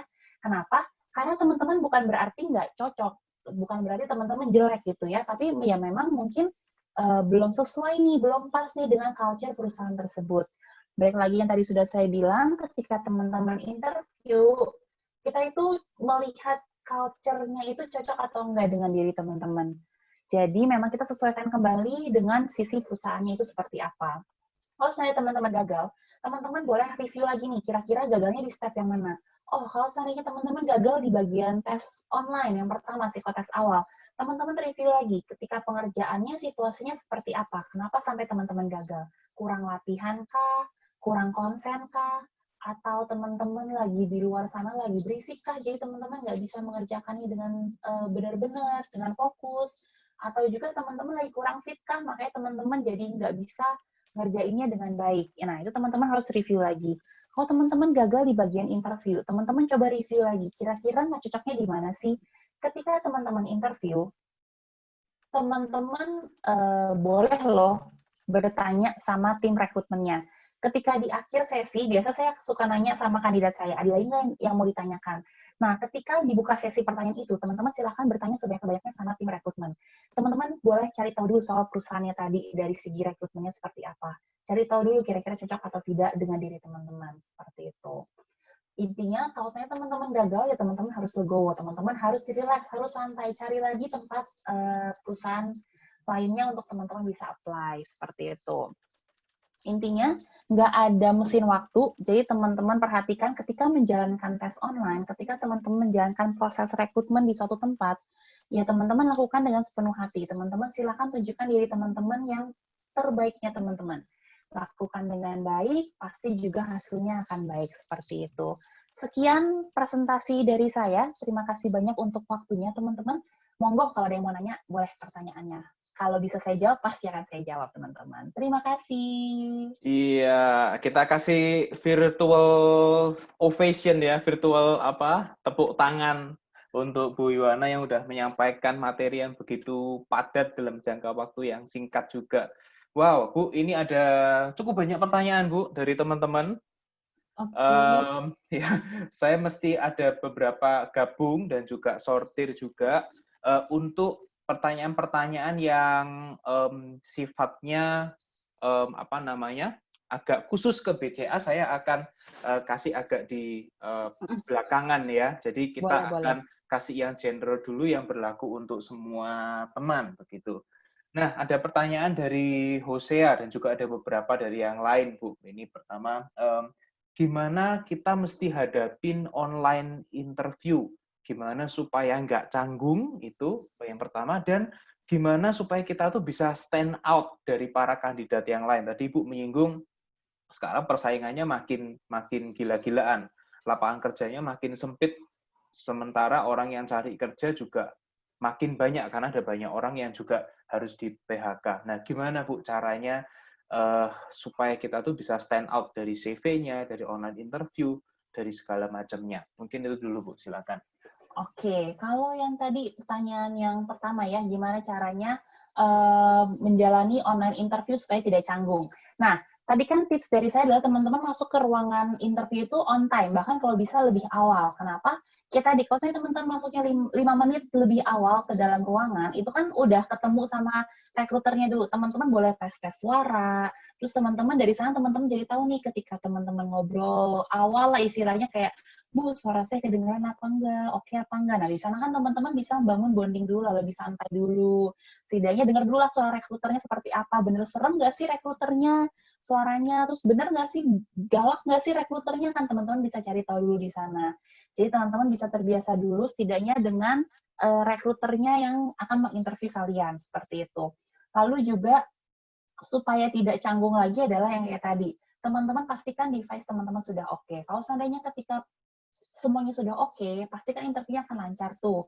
Tapi kalau seandainya semuanya tidak oke, kayak tadi sinyalnya jelek, terus juga suaranya nggak masuk, terus juga tadi misalnya laptopnya atau HP-nya baterainya habis, terus tiba-tiba mati, itu kan pasti bakal ada suasana yang canggung kan, teman-teman pasti bakal kayak nggak enak kan sama rekruternya, aduh sorry ya Bu, dan lain sebagainya. Nah itu sebaiknya makanya dihindari. Makanya untuk menghindari rasa canggung, ya teman-teman harus well prepare, yang kayak tadi sudah saya ceritakan, seperti itu. Lalu gimana caranya untuk stand out? Nah, menurut saya, kondisi pandemi seperti ini bisa membuat teman-teman untuk belajar banyak. Kayak tadi, teman-teman boleh ikutin kelas-kelas online, teman-teman bisa belajar secara online, teman-teman boleh gali hobi teman-teman lebih lanjut. Kenapa? Saya yakin ketika interview ini pasti akan ditanya, selama masa pandemi ini, apa yang teman-teman lakukan? Beda kan nanti kalau seandainya jawabannya adalah, oh saya di rumah, saya cuma bantu orang tua. Oh bantu orang tua ngapain? Bantu bersih-bersih rumah aja. Itu kandidat pertama. Kandidat kedua ditanya, kamu ngapain selama pandemi seperti ini? Oh iya, saya ikut webinar dari kampus, saya ikut kelas online, saya lagi hobi nih sama yang namanya bagian marketing. Jadi saya ikut tuh ada kelas marketing di Coursera dan lain sebagainya, saya cari tahu di sana. Itu kan beda ya teman-teman ya, antara kandidat satu dengan kandidat yang kedua. Jadi caranya teman-teman untuk stand out adalah ya tadi, teman-teman harus percaya diri teman-teman gitu. Setiap orang itu punya tampungan, dalam artian setiap orang itu pasti punya keinginan untuk belajarnya masing-masing. Cuman kadang suka males teman-teman ya. Nah makanya karena masa seperti ini ya bolehlah malesnya dikurangin sedikit, teman-teman boleh silahkan gali lebih lanjut lagi, gali lebih perbanyak lagi, cari informasi di luar sana terkait dengan misalnya update informasi atau apapun. Nah, itu yang bisa bikin teman-teman stand out dibandingkan dengan kandidat lainnya. Gitu sih. Iya, oke. Thank you, Bu. Jadi jangan terlena dengan rebahan terus ya, Bu, ya. Selama masa pandemi ini, walaupun di rumah, tapi kita nggak boleh terlena, gitu. Oke, next ya, Bu, ya. Ada beberapa pertanyaan sih, ini mungkin pertanyaan-pertanyaan juga yang praktis ya. Kalau kita udah kita mencoba melamar, kalau misalnya ini gimana kalau kita harus melamar ke yang kita minat, tapi ternyata itu tuh beda, Bu, dengan jurusan kita, gitu. Apakah kita mesti lanjut, apakah enggak, gitu. Atau mungkin setiap perusahaan berbeda, atau gimana? Mungkin ada pendapat dari Bu Yohana. Oke, maksudnya nggak sesuainya itu dari segi pekerjaannya atau apanya dulu nih, Pak? Mungkin ke ini ya, apa namanya, kalau dia, let's say, katakanlah ini yang dicari marketing gitu ya, Bu, ya. Tapi ternyata dia kuliahnya adalah lulusan dari desain. Katakanlah mereka, ya saya merasa punya passion nih di marketing, saya punya talent untuk di marketing, tapi kuliah saya desain nih, yang dicari marketing.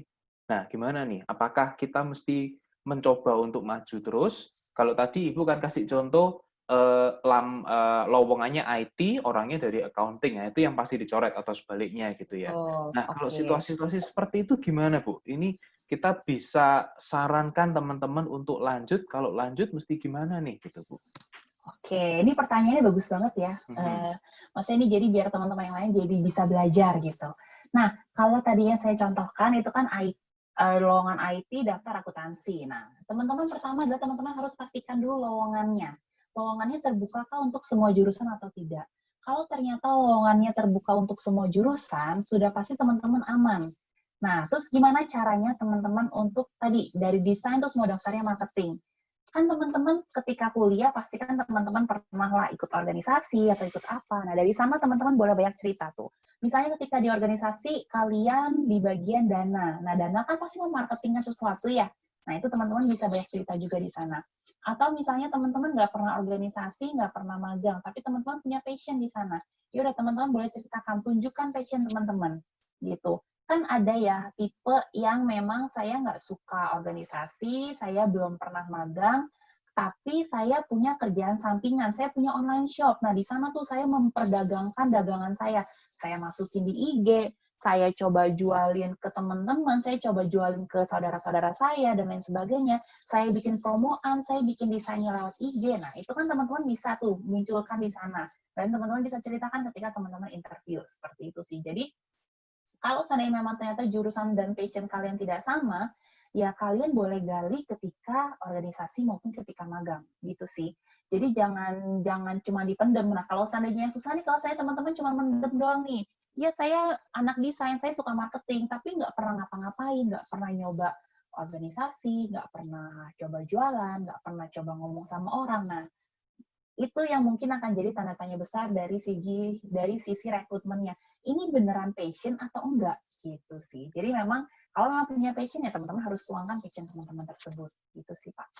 Oke, ini juga untuk menjawab pertanyaan-pertanyaan teman-teman lain yang diajukan, yang nggak persis sama dengan yang tadi, yang masih bersinggungan ya Bu ya. Kayak yang seperti baru masuk ini, Amadea, dia rajin ikut organisasi, tapi dia jurusannya accounting, divisinya publikasi, dekorasi, dokumentasi, lebih ke art gitu. Kan nggak nyambung gitu ya. Tapi saya rasa message dari Bu Yohana juga, kita mesti peka nih, yang kita lakukan ini nih memunculkan skill apa sih gitu ya. Betul. Dan itu yang kita bisa jual, itu yang kita bisa sampaikan supaya kita bisa stand out di depan recruiter dan juga bisa menjawab kebutuhan si perusahaannya gitu ya Bu ya. Betul. Jadi, Sama mungkin bisa juga jadi notes ke teman-teman. Ketika misalnya teman-teman daftar itu ke bidang yang tidak sesuai dengan yang kalian pelajari ketika kuliah. Nah, untuk merasa kalian aman, kalian cari dulu nih lowongan itu ada program trainingnya apa enggak. Gitu. Kalau sampai kalian merasa, aduh pengen banget jadi marketing, tapi nggak mau langsung nyemplung, ya udah kalian carilah program-program rekrutmen yang ada trainingnya dulu selama 6 bulan kah, setahun kah di awal, supaya kalian jadi lebih pede lagi. Itu pun juga bisa, teman-teman. Jadi ketika kalian apply, teman-teman pun juga harus teliti dan harus pintar dalam memilih posisi yang kalian lamar gitu. Jangan sampai beda kan, misalnya saya anak psikologi, saya nggak punya pengalaman marketing, terus saya main asal aja apply jadi marketing eksekutif di mana nggak ada trainingnya. Ketika interview, saya pasti akan gagal nih dengan orang-orang yang sudah punya pengalaman marketing, yang sudah pernah kerja di bidang marketing. Pasti saya akan kalah tuh dari sisi CV-nya. Beda lain cerita kalau seandainya saya dari anak psikologi, saya mau daftar marketing, tapi saya tahu nih perusahaan A itu ada program trainingnya dulu. Terus ada program jalur staffnya dulu. Ya udahlah, karena saya tahu saya nggak punya pengalaman, ya saya daftar trainingnya dulu lah biar saya bisa belajar. Gitu. Jadi teman-teman pun dalam memilih pekerjaan, teman-teman bukannya pasrah dalam artian udahlah yang penting dapat kerja, enggak gitu ya teman-teman ya. Tapi harus pintar juga dalam memilih posisi yang menguntungkan untuk teman-teman. Gitu sih. Jadi kita bukan cuma apply ke perusahaan itu, tapi kita juga mesti peka nih, perusahaan ini butuhnya seperti apa sih? Dia buka jalurnya gimana sih? Gitu ya, Bu ya. Terus kita itu sebagai orang yang mau join ke perusahaan itu, let's say value-nya kita cocok, kita suka dengan itu, tapi mungkin untuk saat ini lowongan kita itu belum ada yang spesifik sesuai dengan jurusan kita. Kita yang mesti aktif untuk cari jalan gitu ya, Bu ya. Ini kita bisa nembaknya tuh kemana dulu gitu ya. Iya. Oke, nice. Oke, masih cukup banyak pertanyaan Ibu ya. Kita punya waktu berapa menit ya, Kak Jess, Kak Vano? Mestinya 11.15 udah selesai Q&A-nya, tapi ini kita belum separuh nih pertanyaannya. Oke. Tips-tips yang ini ya Bu ya, tips-tips untuk ikut seleksi interview. Kalau gimana sih kita mesti jawab pertanyaan kelemahanmu apa begitu? Jadi kita gimana supaya menjawab itu dengan apa? Dengan elegan gitu. Dengan elegan, dengan anggun gitu ya. Supaya nggak terlihat lemah banget ya Pak ya. Iya, atau bahkan justru supaya ini langkah untuk kita supaya bisa stand out juga, walaupun yang ditanya kelemahan, tapi kita bisa ambil kesempatan dari situ gitu ya. Oke, silakan Bu. Kalau seandainya ditanya gitu ya, ketika kalian ditanya kelemahan kalian apa gitu, kalian bilang iya saya pelupa Bu orangnya. Terus apa yang kamu lakukan dengan kelemahan kalian? Nah, teman-teman punya kelemahan, tapi teman-teman juga harus tahu cara menghadapi kelemahan teman-teman. Saya pelupa, saya orangnya pelupa banget. Dulu ketika kuliah saya pelupa banget. Saya bahkan dulu kuliah saya pernah skip kelas karena saya lupa jadwal. Nah, terus apa yang saya lakukan? Ya udah saya bikin reminder di HP saya bikin alarm. Kalau saya kelas jam 7, jam 5 saya udah bikin alarm, saya harus bangun, saya harus bergegas supaya saya bisa ke kuliah tepat waktu.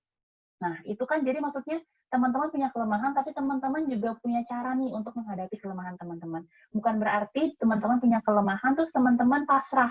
Ya udah saya pelupa. Ya udahlah Bu, kalau seandainya saya skip kelas, ya udah saya kan pelupa. Nah, itu kan berarti teman-teman tidak belajar dari kelemahan teman-teman.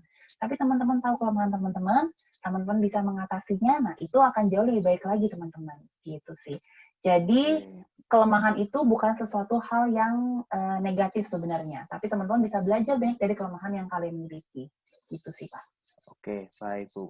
Nah, kalau ini terus ini dalam tanya jawab dengan perusahaan itu ya, Bu ya, kita dikasih kesempatan untuk tanya gitu kan, tidak semua perusahaan itu juga bisa ungkapkan apa namanya si kandidat itu tuh akan terima salary berapa begitu. Betul. Nah, is it good kalau kita tanya salary-nya berapa?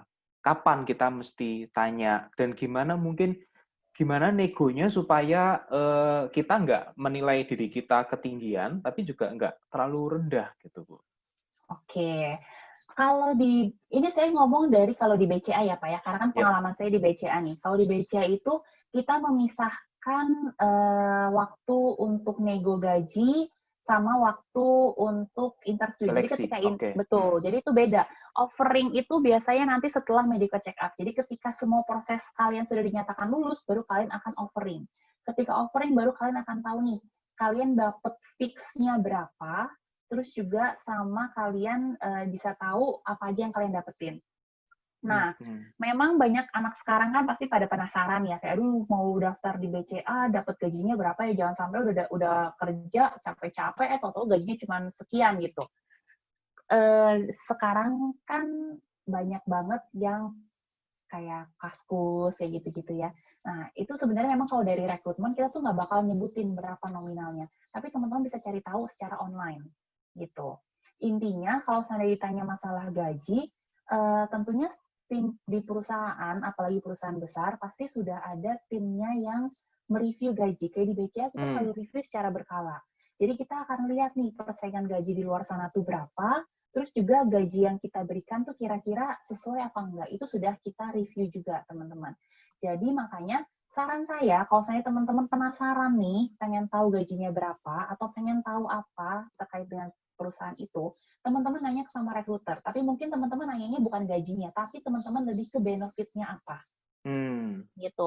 Yang perlu teman-teman perhatikan sekarang, kadang kan ada perusahaan A misalnya ngasih gaji 1 juta, perusahaan B ngasih gajinya 3 juta. Tapi ternyata di perusahaan A dengan gaji 1 juta, benefitnya tuh banyak. Teman-teman bisa dapat THR, teman-teman bonusan minimal 3 kali, teman-teman dapat tunjangan akhir tahun, teman-teman dapat fasilitas pinjaman rumah, pinjaman kendaraan, dan lain sebagainya. Teman-teman banyak fasilitas di perusahaan A. Tapi di perusahaan B dengan gaji 3 juta, teman-teman cuma dapat gaji 12 kali setahun, teman-teman dapat THR sekali, nggak ada fasilitas apapun, nggak ada fasilitas kesehatan yang diberikan. Nah, teman-teman jadi kan bisa jadi perbandingan di sana. Saya untungnya milih yang mana ya, dengan gaji 1 juta kah atau dengan gaji 3 juta tadi? Seperti itu sih. Jadi kalau seandainya nggak enak, gaji itu kan hal yang pasti nggak bakal bisa disebutkan nih sama orang rekrutmen ya. Tapi ya tadi, teman-teman bisa siasati dengan nanya dari benefit apa yang teman-teman bisa dapatkan selain teman-teman mendapatkan gaji bulanan. Gitu sih, Pak.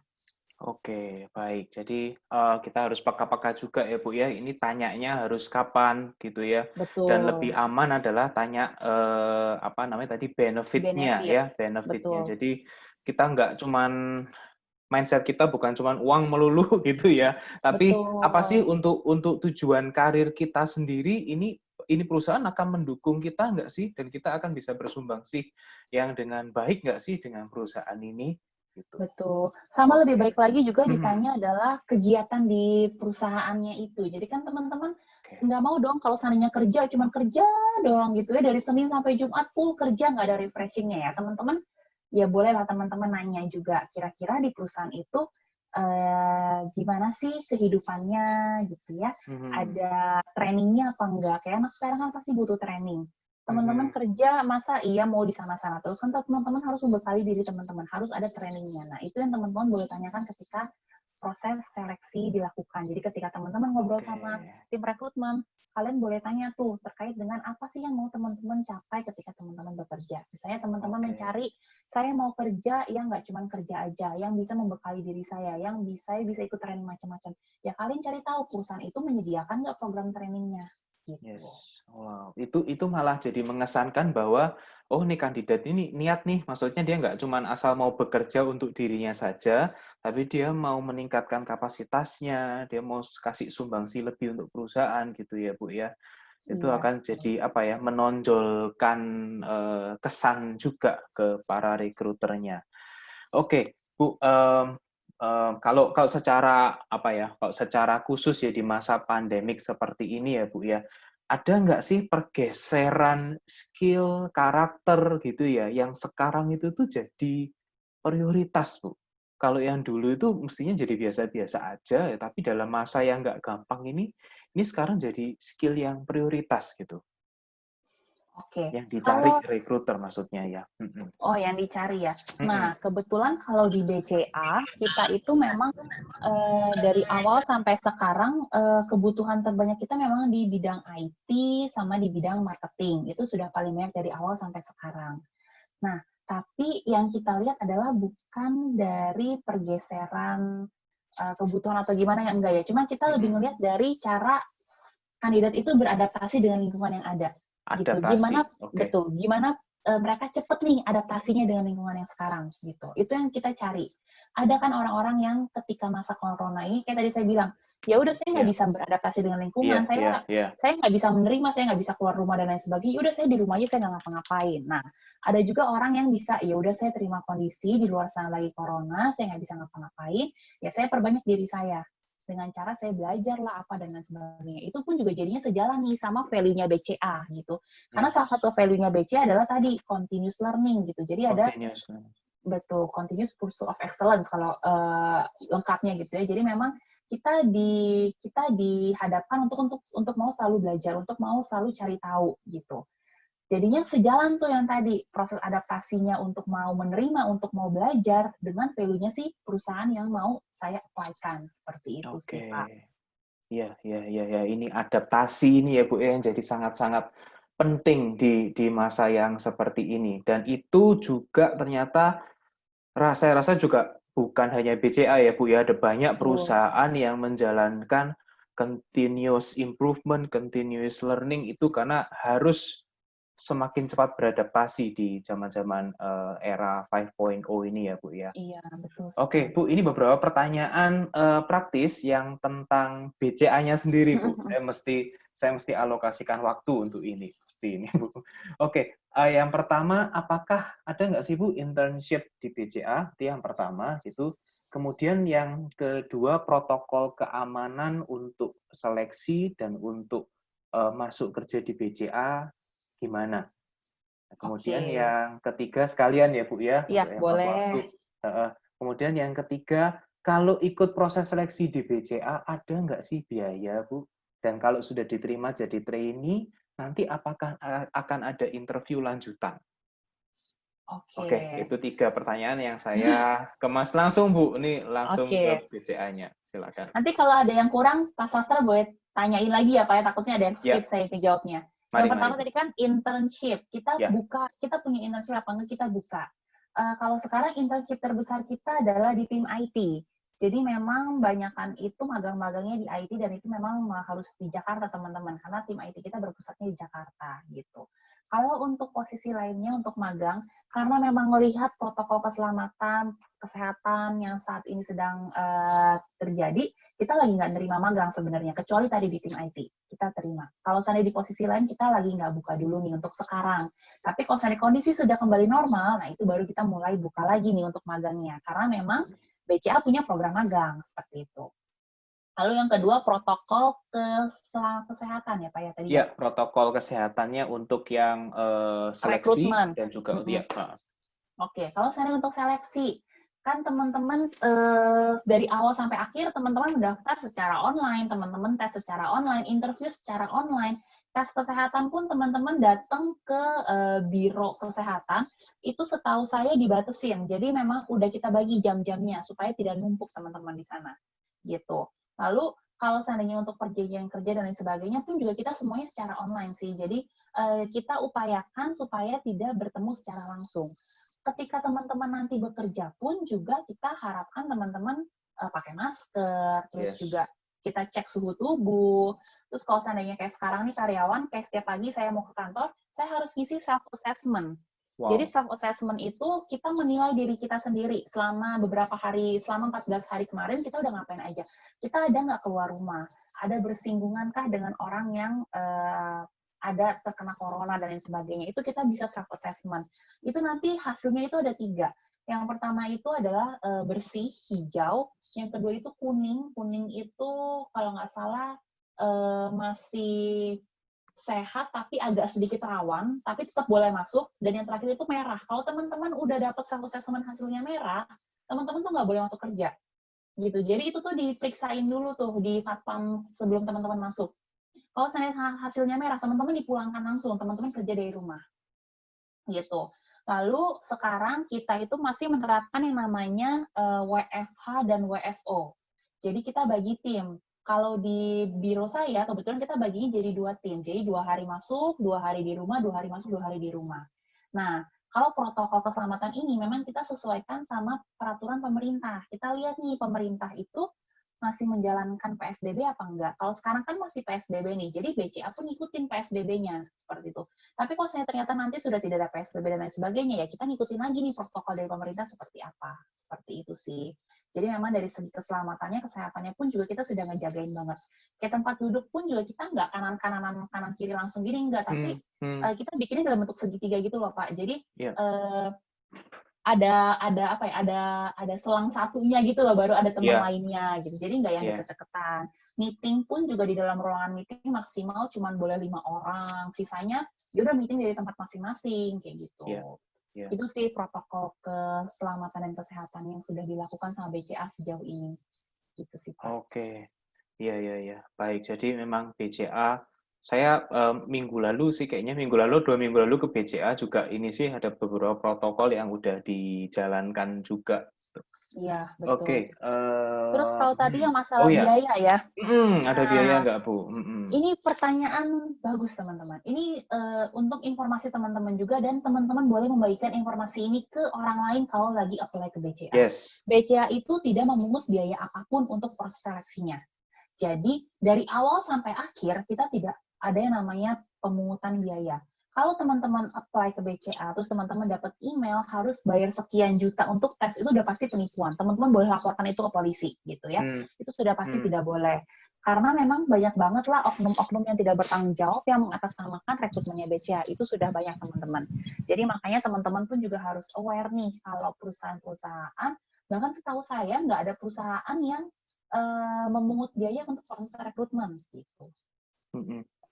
Saya mau tambahin ini, Bu. Saya kemarin ikut yang minggu lalu ada Pak Aris dari Kemenaker ya, ke Kementerian Tenaga Kerja gitu. Pak Aris juga mengingatkan bahwa ada aturannya untuk proses penempatan itu kandidat tidak dikenakan biaya. Jadi kalau teman-teman lihat bahwa kok dikenakan biaya dan sebagainya, ya sebaiknya udah di stop aja gitu. Kalau teman-teman dapatkan informasi lowongannya dari pusat karir dan teman-teman, kok ternyata ada biayanya, tolong langsung info ke kantor pusat karir. Jadi itu pusat karir juga bertindak cukup tegas untuk hal itu. Kita bisa blacklist company-nya untuk yang seperti itu. Oke, teman-teman dan Bu Yuhana, terima kasih banyak untuk sharing-nya, padat sekali hari ini. Saya yakin teman-teman masih banyak pengen tahu sebenarnya ya mungkin ya, karena kan ya proses interview itu kan kita mesti latihan, kita mesti kebiasa dan sebagainya. Itu memang bukan proses yang mudah, kita perlu latihan. Anyway, pusat karir juga punya banyak cara untuk educate teman-teman gimana proses interview, gimana buat CV, teman-teman bisa kontak lewat IG, telepon, email. Mereka juga punya line, punya WhatsApp, kontak aja. Punya banyak shorts. Di YouTube juga ada short film, Moment of Truth, itu yang menjelaskan juga tentang gimana kita masuk dunia kerja. Jadi teman-teman bisa pelajarin itu. Di Pusat Karir juga mereka menawarkan banyak shorts untuk hal itu ya, teman-teman ya. Teman-teman harus aktif sendiri memang. Oke, tiba saatnya saya mesti menutup dengan kasih kesimpulan. Ini dunia sudah berubah, persaingannya sungguh sangat ketat, apalagi kena pandemi seperti ini, lapangan kerja banyak yang berkurang, dari 29.000 jadi 6.000, sekarang mending jadi 13.000, begitu di Jobstreet misalnya. Jadi kita harus benar-benar lebih persiapan diri. Jangan pesimis dulu. Teman-teman bisa menjual, teman-teman mesti belajar untuk bagaimana menjual diri kalian, mengenali diri kalian. Teman-teman mesti belajar bagaimana untuk kenali perusahaan yang kalian lamar. Jangan, bahasa Jawanya itu gebiah-uyah, jangan asal melamar, tapi benar-benar persiapkan, belajar untuk stand out di depan para recruiter, begitu ya. Dan jangan remehkan online interview, mentang-mentang di rumah, mentang-mentang bisa sambil ngopi, sambil apa gitu, tapi persiapkan peralatannya, persiapkan waktunya, persiapkan koneksinya, gitu ya, persiapkan apa yang teman-teman mesti jawab, coba browse, kenali lagi perusahaannya, culture-nya seperti apa, jaga kesehatan teman-teman, minum air putih yang banyak, ya, benar-benar persiapkan jiwa dan raga, begitu ya. Dan note penting yang kita bisa dapat hari ini di masa pandemi ini, adaptasi itu menjadi sangat-sangat penting di era seperti ini. Jadi teman-teman mesti belajar adaptasi, di mana bagaimana harus belajar adaptasi, bagaimana kalian menunjukkan kemampuan kalian dalam beradaptasi dalam masa pandemi ini, teman-teman mesti bisa manfaatkan waktu-waktu pandemi ini secara efektif. Gunakan itu. Oke, kondisi lapangan kerja masih sangat sulit, tapi bukan berarti teman-teman sudah selesai kuliah terus berhenti belajar. Justru ini saatnya untuk kita belajar banyak karena source-nya juga banyak banget. Secara online, banyak yang secara free. Ini saatnya kita belajar. Dan menarik sekali tadi closing dari Bu Yuhana juga, mencari kerja itu seperti potongan puzzle. Kita bukan cuma masalah kemampuan, tapi juga masalah cocok-cocokan. Jadi jangan down, kalau sulit untuk mengalami kesulitan, jangan down, tetap terus belajar, tetap terus berjuang untuk bisa dapatkan pekerjaan yang kalian inginkan, dan juga karir yang bisa menjawab tujuan karir kalian. Ya, itu yang bisa saya simpulkan dari obrolan kita pagi ini. Dan tiba saatnya kita ada pengumuman dari Pusat Karir. Pengumuman ini saya yang bawakan ya, Kak Jess dan Kak Van. Atau ada videonya? Silakan. Yes.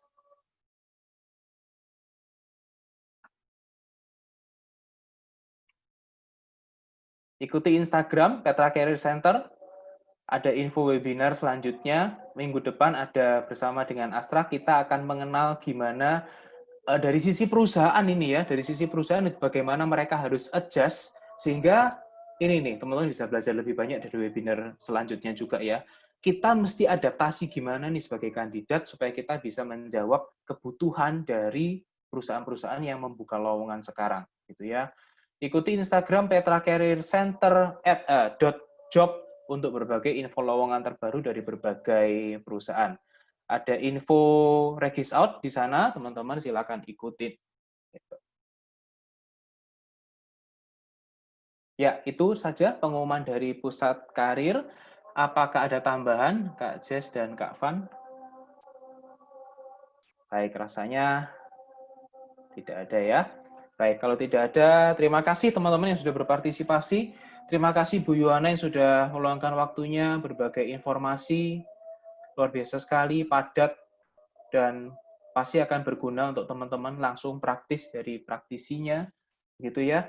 Sebelum kita berdoa, kita akan foto dulu, pastikan kamera teman-teman on semua. mungkin lap-lap wajah dulu supaya tidak terlalu berkilau, pakai tisu dan sebagainya ya.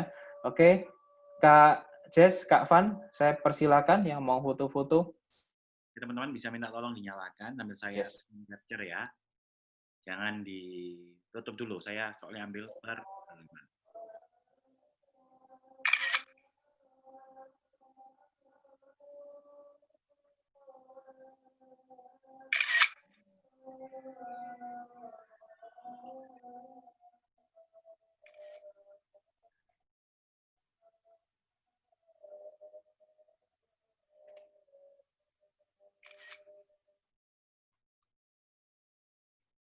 Ya teman-teman, masih ada 3 slide lagi.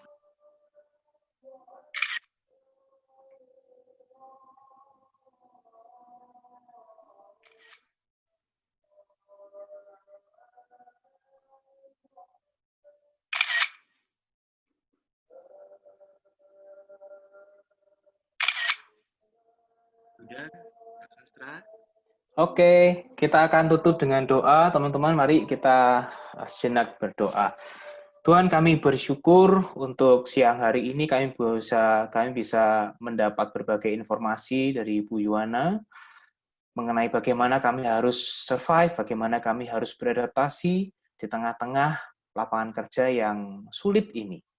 Mohon Tuhan yang menyertai langkah-langkah kami, berikan hikmat kepada kami untuk bisa stand out di antara para kandidat yang lain, dan kami lebih dari itu Tuhan, kami juga bisa mengerti apa kehendak Tuhan bagi kami di usia-usia seperti ini, di usia kami harus mencari kerja, dan ada hal yang sangat tidak mudah ini yang harus kami hadapi. Kiranya Roh Kudus menuntun kami, kiranya Tuhan terus menuntun kami di dalam masa-masa, berbagai masa dalam kehidupan kami. Terima kasih Tuhan Yesus, kami bersyukur untuk siang ini, kami bersyukur untuk kehidupan kami. Amin. Oke, terima kasih teman-teman untuk attention-nya, terima kasih untuk semangatnya, Bu Yuwana, terima kasih juga untuk semua informasi yang dibagikan. Tuhan menyertai kita semua, teman-teman, dan Tuhan Yesus memberkati kita semua.